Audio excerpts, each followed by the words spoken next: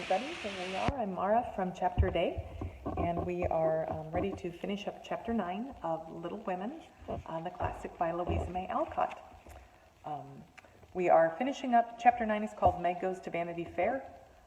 Meg March, the oldest of the girls, has just spent 2 weeks with their wealthy friends, the Moffats, and she spent the last part of her time there dressed up in fancy clothes and drinking champagne and getting a headache and embarrassing herself and dancing too much. And so she is just now ready to come back home. So finishing up, Meg Goes to Vanity Fair, Chapter 9 of Little Women.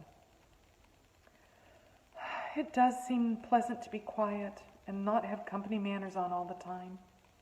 Home is a nice place, though it isn't splendid, said Meg, looking about her with a restful expression as she sat with her mother and Joe on this Sunday evening. I'm glad to hear you say so, dear, for I was afraid home would seem dull and poor to you after your fine quarters, replied her mother, who had given her many anxious looks that day, for motherly eyes are quick to see any change in children's faces. Meg had told her adventures gaily, and said over and over what a charming time she had had, but something still seemed to weigh upon her spirits, and when the younger girls had gone to bed, she sat thoughtfully staring at the fire, saying little and looking worried. As the clock struck 9 and Joe proposed bed, Meg suddenly left her chair, and taking Beth's stool, leaned her elbows on her mother's knees, saying bravely, Marmee, I want to fess. I thought so. What is it, dear? Shall I go away? Asked Joe discreetly. Of course not. Don't I always tell you everything? I was ashamed to speak of it before the children, but I want you to know all the dreadful things I did at the Moffats. We are prepared, said Mrs. March, smiling, but looking a little anxious. I told you they rigged me up, but I didn't tell you that they powdered and squeezed and frizzled and made me look like a fashion plate. Laurie thought I wasn't proper. I know he did, though he didn't say so. And one man called me a doll. I knew it was silly, but they flattered me and said I was a beauty and quantities of nonsense, so I let them make a fool of me.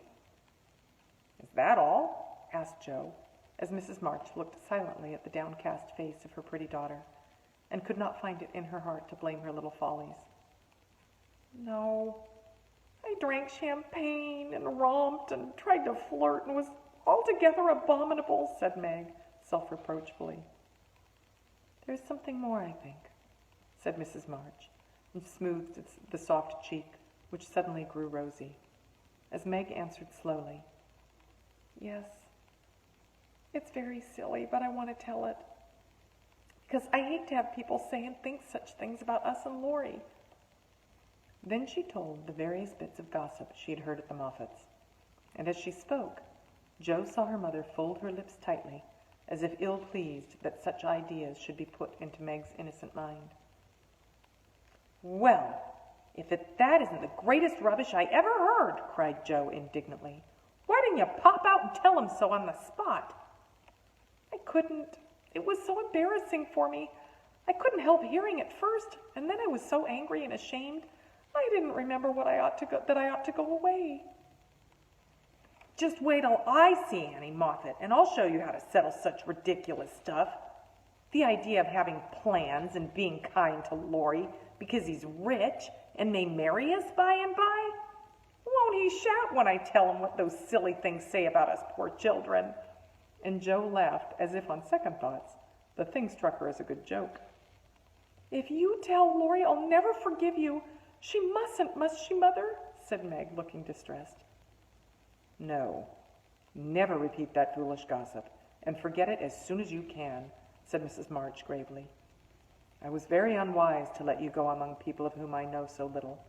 Kind, I dare say, but worldly, ill-bred, and full of these vulgar ideas about young people. I'm more sorry than I can express for the mischief this visit may have done you, Meg. Don't be sorry. I won't let it hurt me. I'll forget all the bad and remember only the good.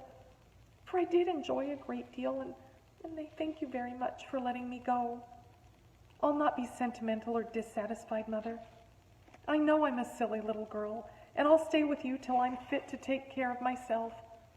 But it is nice to be praised and admired, and I can't help saying I like it, said Meg, looking half ashamed at the confession. That is perfectly natural and quite harmless, if the liking does not become a passion and lead one to do foolish or unmaidenly things. Learn to know and value the praise which is worth having, and to excite the admiration of excellent people by being modest as well as pretty, Meg.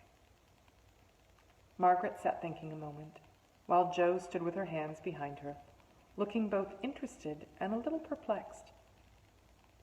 For it was a new thing to see Meg blushing and talking about admiration and lovers and things of that sort, and Jo felt as if during that fortnight her sister had grown up amazingly and was drifting away from her into a world where she could not follow.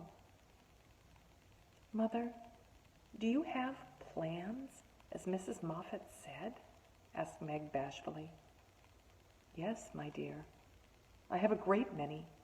All mothers do, but mine differ somewhat from Mrs. Moffat's, I suspect.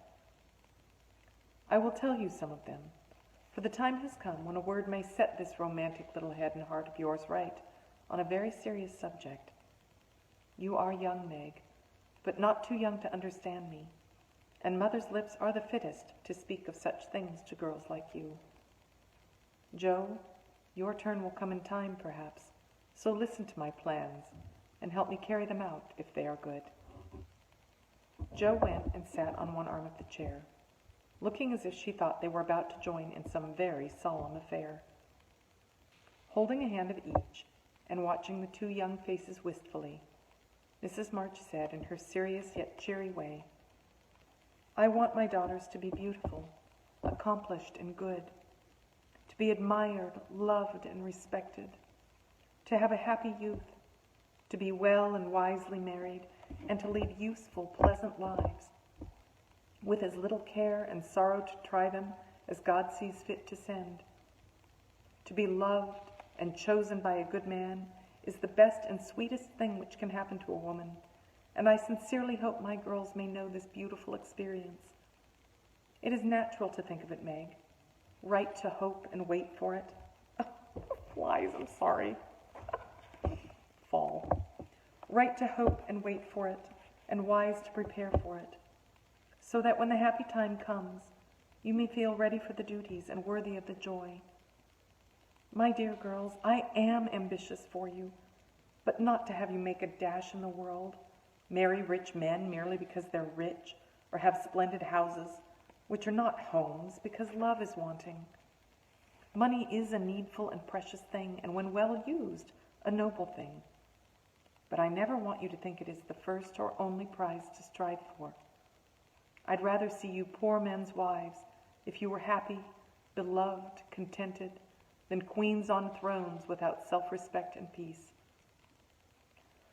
Poor girls don't stand any chance, Belle says, unless they put themselves forward, sighed Meg. Then we'll be old maids, said Jo stoutly. Right, Jo.